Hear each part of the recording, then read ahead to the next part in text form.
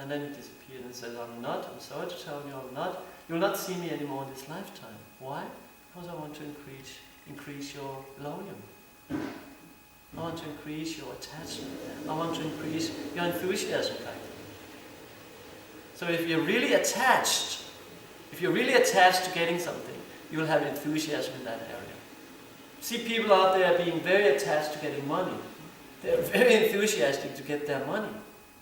You have people out there running 9, 10, 12 hours a day to get money. Money is God for them. It was just yesterday or Saturday I was speaking to a top manager of one of the big companies in Denmark. And I said, so you are very wealthy. And he said, no, I have children. But of course he was. He was wealthy. But he said life sucks. Practically that's how he said it. Life sucks. It's terrible. So running so fast to maintain a family. Running so fast. That's materialistic life. But a lot of enthusiasm. There are a lot of enthusiasm to do it. Even it sucks. So I should use the language. Even it's like material life, but that's what it does. Material life sucks. So, but even that people can be enthusiastic about. How enthusiastic should we be about becoming nice to others? Giving, dedicating our lives. In whatever ashram we are in whatever facility we are in. We're giving yesterday the example of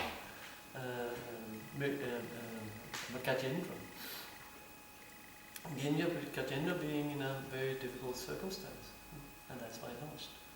So we need to find our best circumstance, how we can serve Krishna the best. We need to find how can I make most progress in my emotional service? What can I do? What are the adjustments I can do in my life so I actually get on the fast path, the highway to Krishna? So we have no time to take the city roads or the country roads or the forest path or any kind of thing. We need the highway to Krishna. That's really what we need to get on that kind of highway. Because we started late. Prahlad says 5 years old, that's when we need to start. So we started late. So now we have to give all the enthusiasm of a 5-year-old child. See a child playing, right? That's enthusiasm. That's real enthusiasm in children. That's the beauty of children. Purity, and little purity is there. And then this enthusiasm. They're completely absorbed and really, wow, they're running around and doing things. You very rarely see a child was sitting down. Right? Because they have so much energy, so much enthusiasm. Of course, it's passion in most cases. But anyway, nonetheless, there's an enthusiasm there. So we should, brahmacharis especially, brahmacharis are like children. Very innocent and very, very pure, very simple and very enthusiastic. Very full of life. The Prabhupada says when you have life, you will reach. So being in the disciplic succession of Parampara Praptam from Narada Muni, being disciples of Prabhupada. See Prabhupada's enthusiasm. Even before he came to America, he would go out in India in this heat in India. Even to the point he got a stroke once. But next day he was out continuing.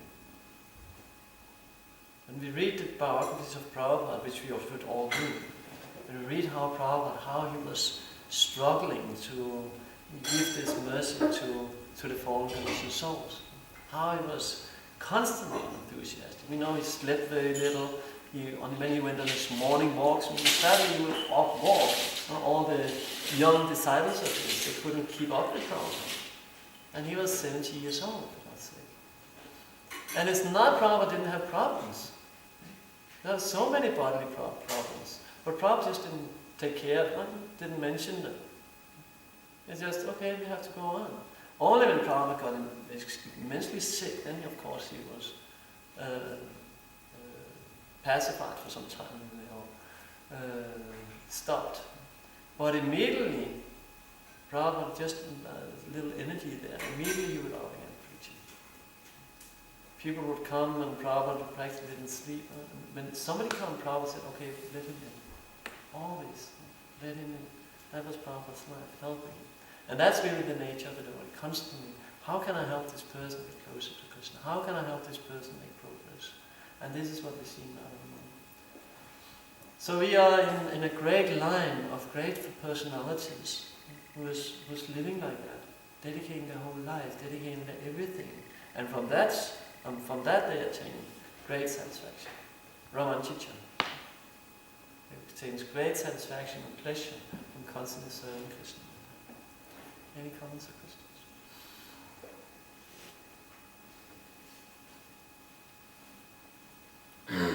Is not being attached to the result. Because Krishna instructs Arjuna in Bhagavad Gita that basically you shouldn't be attached to the result, but you have a right to perform your duty. So I've been really trying to get that to make sense, but I couldn't really get how is it you're not supposed to be attached to the result. Because when, for example, you're on the street or you're doing some service, my impression is that you should be attached to making a really good result for Krishna. But how then does this come into the picture that you shouldn't be attached to the result? I don't see how that makes sense.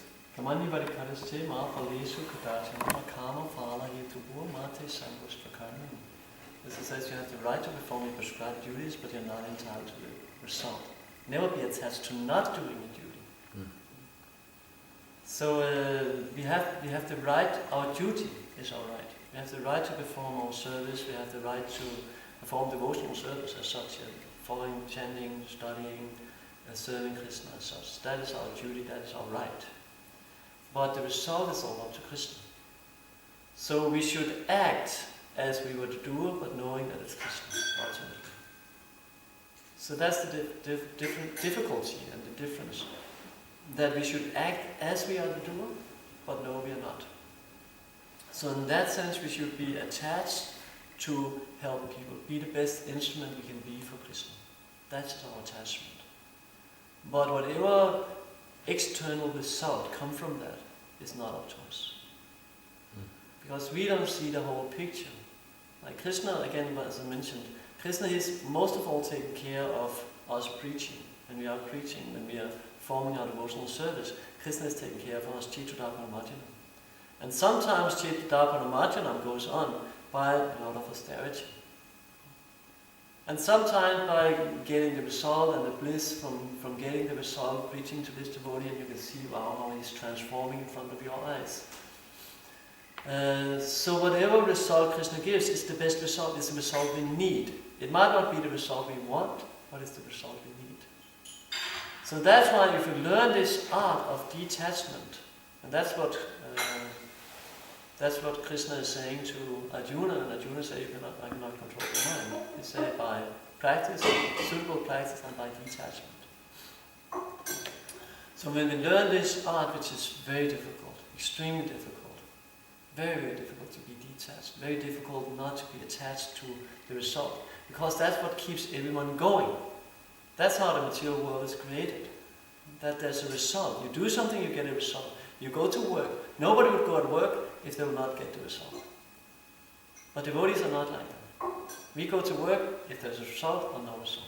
Doesn't matter. And that's difficult. Because we are accustomed, we are used to, okay, I'll do it, but what is in it for me? What's in it for me? That's the mantra of the material world. But the mantra in the spiritual sphere is, what's in it for Krishna? What's in it for the devotees? So that selfishness is extremely difficult. That detachment is extremely difficult. And that's what Krishna is trying to teach us. Patiently, in a detached way. Krishna is the most detached. So he's very detached and he's very patiently, just day by day by day. Right? Okay, got a little step closer today. Oh, now he went back again. Okay, we go again. So that's Krishna. Completely just there, filled with love and compassion for us. Patiently teaching us like a parent would teach his child. So in that sense, we should be attached to doing our best. We should be attached to being enthusiastic for Krishna. We should be attached to doing our level best and a little more, what we can do. And if we're living on that platform, not just try to mount it sometime, but if you try to live on that platform, whatever I do, I put my heart into it. Then you'll see, first of all, that gives pleasure, that gives satisfaction. And then Krishna will see, okay, he's really endeavoring, so here's the result. Problem then is then we become attached to it. Oh, see the result I got. So then we go out and whatever we are doing, you see, oh, then I will get the result again. Like Narada Muni. Now Krishna says, now you're back in that attached mode. So now I will withdraw. So then again, teaching. And when we learn the lesson, oh, Krishna says, okay, here you have the result. And then again, sacred habits. This is our struggle. Trying to really fully understand that I'm not the doer. We think we're the doer, but we're not. Everything is taken care of by nature, as Krishna says in this verse, and everything is ultimately taken care of by Krishna himself. So Krishna is the performer. Krishna is the doer. And it's obvious Krishna is the doer. In all kind of, whatever we are doing, like, how can we control this machine? So in one sense, when we have knowledge, like this verse, Vijnana Sampane, that a learned person see all living entities equal, because he's a pandit. So he's learned, so he sees like that. So when we become really learned, we see, well, detachment is part of life. Everything is done by Krishna. Everything is done by nature. Maya Akshena Bhakti Suete Satchidanam. And Krishna is taking care of nature. He's the overseer. So in that sense, it's easy to be detached. But the nature of the false ego and the nature of the mind is to again put us in the same condition. So that's what Krishna consciousness means, to break that condition. Understand, I'm not the doer, I'm not the enjoyer. We are enjoyers in the sense we need enjoyment, but the enjoyment comes from pleasing Krishna. We are enjoyers, but the difference is just we find out we are learning how to enjoy. That's what Krishna is teaching us. How to become best enjoyers, perfect enjoyers. That takes detachment, understanding I'm not the doer, Krishna is doing.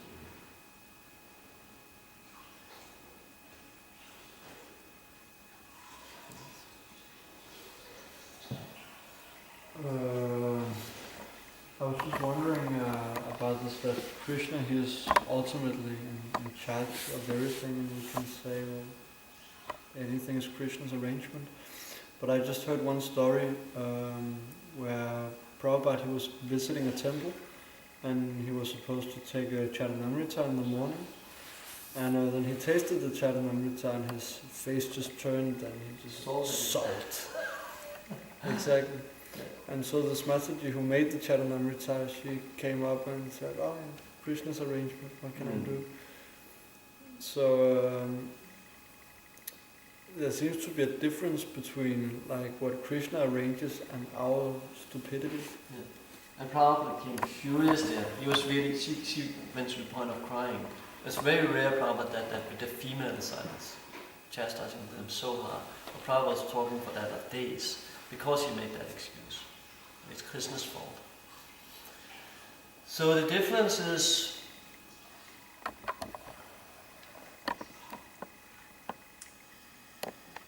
we are the doers in the way that we have been given facility. Paurasam Nishu, Krishna says, I'm the ability in man, but he also says, Sarashitam Vidis and Vishnu Matakshmitya Jnanam Avanamcha. I give intelligence, knowledge and forgetfulness. So Krishna is giving it. So he's giving us it to us for using it. He's given us this body. He's given us our intelligence, all our facilities, muscles, everything is there. Krishna giving us these facilities. So if we are using them in the right way, there will be no problems. But when we use them in the wrong way, we get a bad result. So that's not Krishna's fault, because we have free will. We can choose how we will use this body as the whole material world. You can say, why would Krishna not take care of so they are enjoying them? But that's not, Krishna is taking care of them by taking away that result. Once Prabhupada was asked, and when, like, sometimes it seems like the demons, they stop the movement and everything that happened in Germany. So many things happen in ISKCON, right? That the demons really try. Prabhupada says that they can't stop because ultimately it's the hand of Krishna. They can stop for some time, ultimately Krishna will take over. So Krishna will take care, but what Krishna is teaching us to act responsible, to act like we are the doer, but no, we are not. So that means we are doing something, we are spacing out, and then we get a bad result. So that's just Krishna, he just steps back and watches and say, okay, now you'll learn. Like Prabhupada gives the example of touching the fan. Now you learned. You want to touch again? No. And a child touching fire. So you can tell the child, don't touch the fire. But no, the fire is so attractive and beautiful and moving, and so the child will go and try and touch fire until it finds that it hurts. So then no, I don't want to touch it.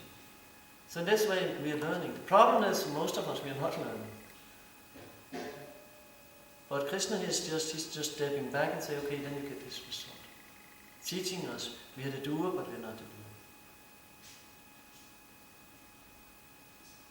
So it can seem like we get it's up to us, like that we get a bad result, or so we can easily blame him. Krishna is in control. Sarvakaranakaranam. He's the cause of all causes.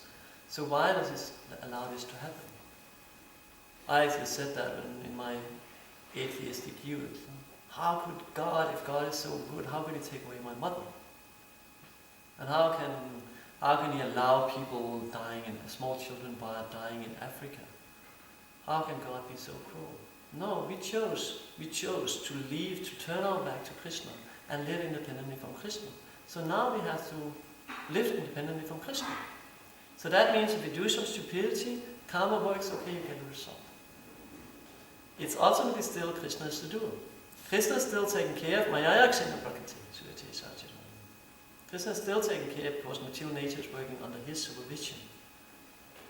But it also in a detached way.